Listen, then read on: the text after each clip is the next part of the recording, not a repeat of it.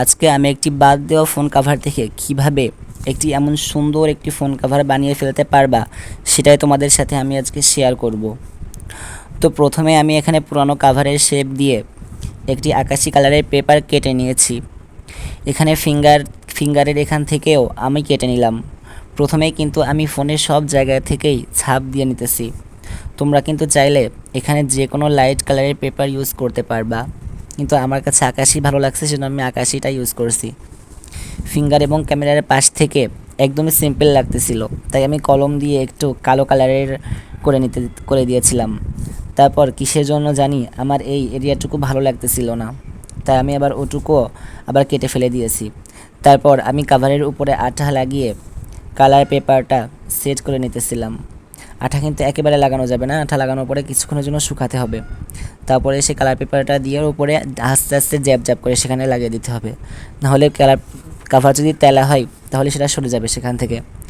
তারপরে একটি ডিপ কালারের পেপার নিয়ে প্রথমে একটু বড় মানে একটি কোটার মুখ দিয়ে একটু বড় শেপ দিয়ে কেটে নিয়েছি।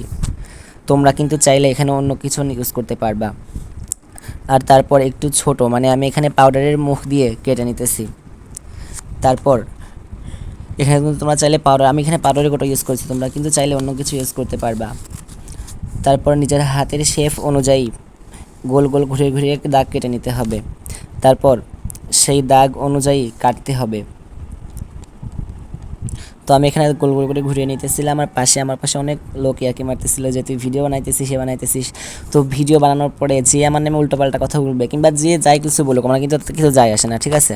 কারণ এতে যারা বুঝে না তারাই উল্টোপাল্টা কথা বলতে থাকে।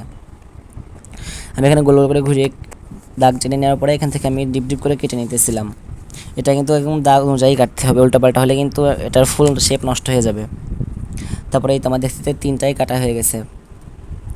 তারপর হাতের মধ্য নিয়ে এভাবে ঘোরাতে হবে, দেন নিচে আঠা দিয়ে সেট করে দিলেই হয়ে হবে। আমি তো এমন করে তিনটা কুচি খুব সুন্দর করে ফুল বানিয়ে নিয়েছি। তারপর ফুলের পিছনে আঠা লাগিয়ে কাভারের পিছনে সাজিয়ে বসিয়ে দিয়েছিলাম। তো আমি এখানে আঠা লাগিয়ে দিয়েছিলাম পিছনে ফুলের পিছনে।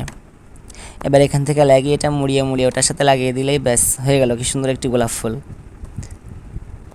সুন্দর হয়েছে কিন্তু, তাই না? তো আমি সেম শেপ দিয়ে তিনটাই কাট করে নিয়েছি। প্রথমে একটি করেছিলাম, একটি করে আমার কাছে কেমনটা লাগতেছিল। তারপরে ভাবতেছিলাম ওগুলো পারবো কি, কিন্তু যাই হোক ফাইনালি পেরে গিয়েছি এই তিনটাই আমি। সুন্দর হয়েছে কিন্তু, তাই না? দেখেছো একটি বড় হয়েছে আর দুইটি ছোট, তিনটাই কিন্তু সমান হলে দেখতে ভালো লাগবে না জিনিসটা। তারপরে এর পিছনে আটা দিয়ে ফুল কভার করতে হবে, আটা দিয়ে ভালো করে লাগাতে হবে। বেশি আটা দিলে কিন্তু কাগজটা আবার নষ্ট হয়ে যাবে। তারপরে আঠা দিয়ে আমি আমার মন মতো করে বসিয়ে নিচ্ছিলাম এখানে।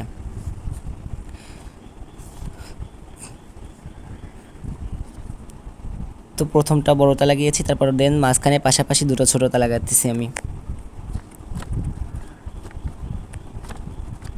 একটু গায়ে গায়ে লাগাতেছি যাতে দেখতে ভালো লাগে।